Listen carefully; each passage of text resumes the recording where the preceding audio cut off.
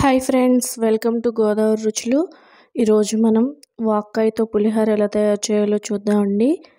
ముందుగా వాక్కాయలు నీట్గా క్లీన్ చేసుకుని ఇలా సగానికి కట్ చేసి లోపల గింజలు తీసి ఒక పక్కన పెట్టుకోవాలండి.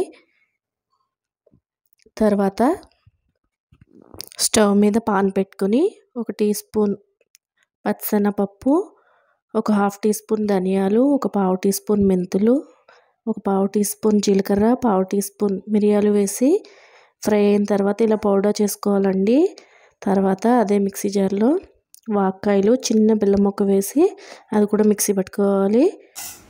తర్వాత స్టవ్ మీద పాన్ పెట్టుకుని పులిహోర పోపుకి వేరుశనగ గుళ్ళు, పచ్చిశనగపప్పు, మినపప్పు, ఆవాలు వేసి ఫ్రై చేసుకోవాలండి. కొద్దిగా ఫ్రై అయిన తర్వాత ఇందులోనే ఒక 10 నుంచి 12 పచ్చిమిర్చి, ఒక 5-6 ఎండుమిర్చి కూడా వేసుకుని అందులోనే కరివేపాకు కూడా వేసుకుని వేయించుకోవాలండి.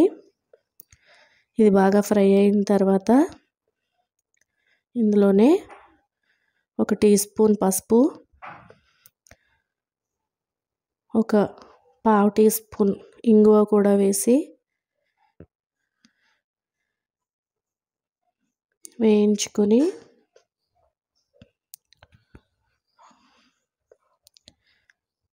ఇందులోనే మనం ముందుగా మిక్సీ పట్టుకున్న పప్పుల పొడి కూడా వేసుకుని అలాగే వాక్కాయని మిక్సీ పట్టుకున్నాం కదండి అది కూడా వేసుకుని ఫ్రై అవ్వాలి.